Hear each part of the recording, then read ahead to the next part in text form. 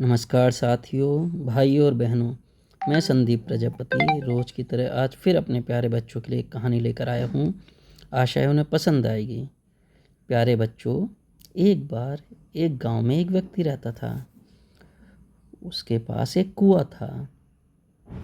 तो एक बार एक दूसरे व्यक्ति ने उससे कहा कि भाई, मैं आपका कुआं ख़रीदना चाहता हूँ, क्योंकि इससे फिर मैं अपनी फसलों की सिंचाई कर लिया करूँगा।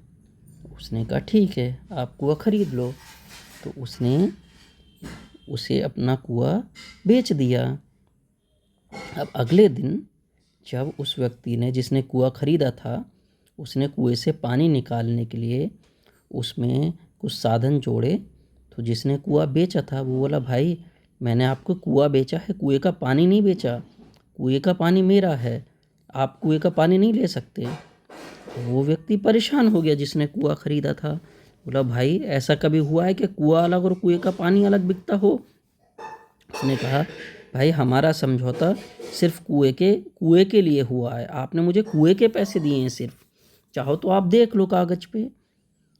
उसने कहा, ये कैसी अन्याय है। वो गांव के मुखिया के पास पहुँचे। गांव के मुखिया से उन्होंने कहा कि मैंने इनसे कुआं ख़रीदा था, अब ये कह रहे हैं कुएं का पानी मेरा है, आप कुएं का पानी इस्तेमाल नहीं कर सकते। मुखिया ने कहा, अच्छा। मुखिया समझ गया ये आदमी धूर्त है। उन्होंने कहा, जिसने कुआं बेचा था उससे पूछा कि भाई, ये कुआं तुम्हारा ही था? उसने कहा, हाँ मेरा कुआं था। क्या तुमने खाली कुआं बेचा, पानी नहीं बेचा? उसने कहा, नहीं मैंने पानी नहीं बेचा। तो उसने मुखिया ने कहा, ठीक है, तो अब क्योंकि कुआं इनका है और पानी तुम्हारा, तो अब या तो तुम अपना सारा पानी निकालो, और वरना इस पानी को जो इस कुएं में रखा हुआ है उसके पैसे दो इन्हें रखने के लिए। अब वो पहला व्यक्ति जो था वो परेशान हो गया, वो अपनी ही चाल में फंस गया। उसने मुखिया से और उस व्यक्ति से माफ़ी मांगी और कहा कि मुझसे गलती हो गई, मुझे माफ़ कर दो, मैं ये चालबाजी नहीं करूँगा, ये कुआं भी आपका, ये पानी भी आपका। तो प्यारे बच्चों, कभी कभी ऐसा होता है कि हम ऐसी उलझन में फंस जाते हैं, कोई हमें फंसा लेता है हमारी हमारी किसी लिखी पढ़ी बात की कमी से, तो हमें उसका चालाकी से सामना करना चाहिए।